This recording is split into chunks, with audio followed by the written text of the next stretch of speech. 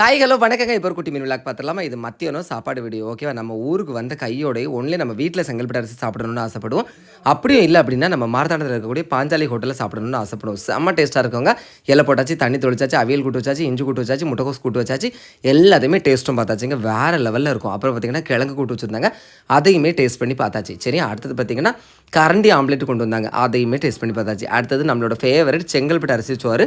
அந்த ஹோட்டலில் வந்து பொடியரிசி சாப்பாடும் உண்டு. சரியா, நம்மளுக்கு எப்போவுமே ஃபேவரட் வந்து செங்கல்பட்டு அரிசி சோறு தான். நம்மளுக்கு வந்து ஆக்க பொறுத்த நம்மளுக்கு ஆற பொறுக்கிறதுன்னு சொல்லுவாங்களா, அந்த கதை தான்.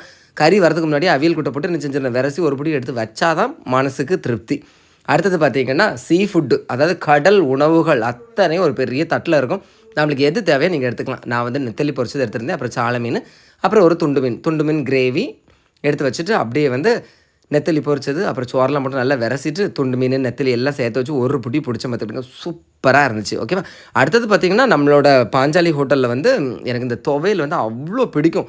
அதுவும் இந்த துவையல் இந்த செங்கல்பட்டு அரிசி சேர்த்து போட்டு விரசி தின்னோன்னு நினச்சிங்களா, வேறு லெவல் டேஸ்ட்டில் இருக்கும் பார்த்துக்கோங்க. ஓகேவா. ஸோ இதை யாரெல்லாம் ஃபீல் பண்ணியிருக்கேங்கிறத மறக்காமல் கமெண்ட்டில் சொல்லுங்கள். அது மட்டும் இல்லாமல் பாஞ்சாலி ஹோட்டலில் போய் யாரெல்லாம் சாப்பிட்ருக்கீங்கிறதே மறக்காமல் கமெண்டில் சொல்லுங்கள். சரி, அப்படி சாப்பிட்டு முடிச்சுட்டு அடுத்தது பார்த்திங்கன்னா அப்படியே இலையை ஒதுக்கி பப்படத்தை பொடிச்சு போட்டு அதில் பாயசத்தை ஊற்றி அப்படியே ஒரு பொடி. அடுத்தது பார்த்திங்கன்னா கொஞ்சோண்டு சோறு வாங்கி தயிர் நிறைய ஊற்றி அப்புறம் உப்பு எடுத்து அப்படியே போட்டு அப்படியே அதையுமே நல்லா குழச்சி அடிச்சுட்டு சாப்பிட்ட மாதிரி சூப்பராக இருந்துச்சுங்க. ஓகேவா.